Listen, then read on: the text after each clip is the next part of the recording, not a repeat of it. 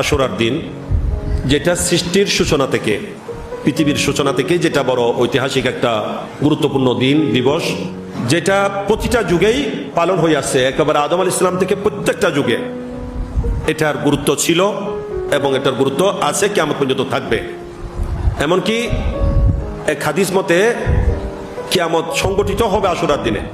তো সেই আশুরার দিন 10 মুহররম, আগামী রোববার, এর আগের রাত শনিবার দিবস রাত, যেটা আশুরার রাত, কারণ আরবিতে রাতটা আগে হয়, তাই এই রাতটা বড় গুরুত্বপূর্ণ।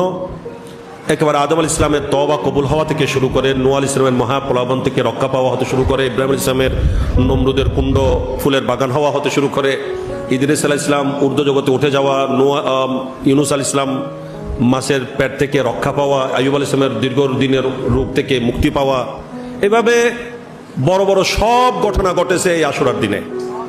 তাই এটা বড় গুরুত্বপূর্ণ দিন। আল্লাহর হাবিব সাল্লাল্লাহু আলাইহি ওয়াসাল্লাম হাদিসে পাকে ইরশাদ করছেন যে রমজানের রোজার পরে সবচেয়ে উত্তম রোজা হচ্ছে আশুরার রোজা।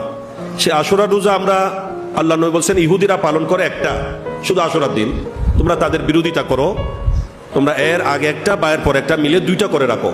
শনিবার দিবাগত রাত, এটা আশুরার বুজুর্গ রাত, সে রাতও ইবাদত বন্দেগী করবেন, দোয়া ফরিয়াদ করবেন, আল্লাহর দরবারে গুনাহ ক্ষমা চাইবেন।